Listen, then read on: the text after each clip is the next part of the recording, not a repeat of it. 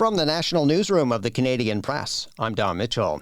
Russia launched its largest aerial attack on Ukraine since the war began, striking a government building in Kyiv today with drone and missile attacks. Ukraine's Air Force reporting that just over 800 drones and decoys were used, resulting in the death of 4 people. ABC's Martha Raddatz is in Ukraine and explains how the strikes were carried out. The attacks were in the east and in Kyiv, and they are not sure the damage to that government building, whether that was an armed drone that hit it or whether it was shot out of the sky and landed there and started that fire. Either way, bad news for Kyiv and the escalation of this war. Ukrainian leaders are calling on Western allies to increase sanctions on Russia and boost Ukraine's air defenses. There are still no details on the circumstances around the death of a Canadian Armed Forces member in Latvia this week. The Department of National Defense and Canadian Armed Forces say a probe with local authorities into Warrant Officer George Hull's demise is still ongoing. Hull was deployed by Canada to Operation Reassurance as part of the Aviation Battalion under the NATO Multinational Brigade Latvia.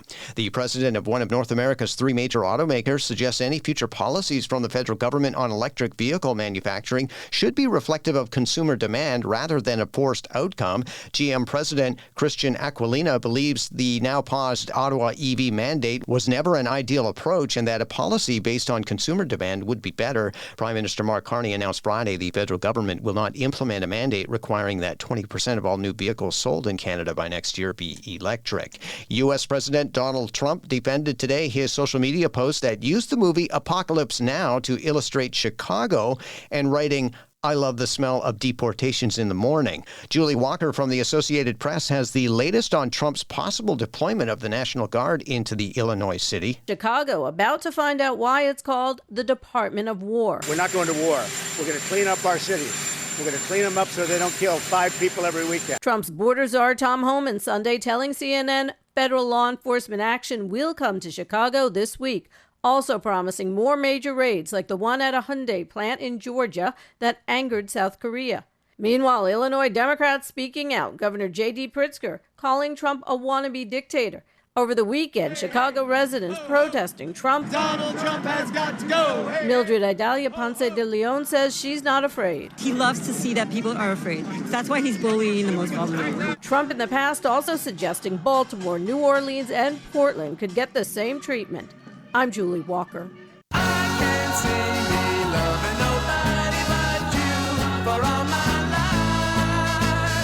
And singer Mark Volman of the 1960s pop group The Turtles died in Nashville, Tennessee on Friday after a brief unexpected illness. Volman, a founding member of the band, which found fame through hits like Happy Together and Eleanor. Volman was 78. This is the Canadian Press. In sports, Carlos Alcaraz reasserted his superiority over Jannik Sinner with a 6-2, 3-6, 6-1, 6-4 victory in the U.S. Open men's final. The showdown, the 3rd Grand Slam tournament in a row where the 2 rivals met to decide the champion. Ben Rice hit a 3-run home run in the first inning, and the New York Yankees held on for a 4-3 win over the Toronto Blue Jays. Vladimir Guerrero Jr. hit an RBI double in the 3rd to tie the game at 3-3, but Cody Bellinger answered with an RBI double in the bottom of the inning for the game's final score. New York now trails Toronto by just 2 games in the American League East. And Daniel Jones ran for 2 touchdowns and threw for another, and the Indianapolis Colts snapped the NFL's longest active opening day winless drought at 11 with a 33-8 rout of the Miami Dolphins. The Colts are now 1-0 for the first time since 2013 and did it in Jones' first game with the team. From the Canadian Press, I'm Don Mitchell.